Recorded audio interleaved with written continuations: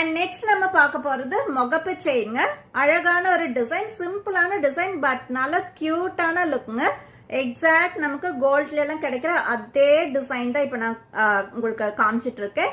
Ruby pink கலர்ல வந்திருக்கு. நல்ல 3 பால்ஸ் வந்திருக்குங்க. ரூபி பிங்க் கலர்ல 3 பால்ஸ் வந்திருக்கு. தெரியுதுங்களா? நான் க்ளோஸ் அப்ல காமிக்கிறேன் பாருங்க. 3 பால்ஸ் வந்திருக்கு.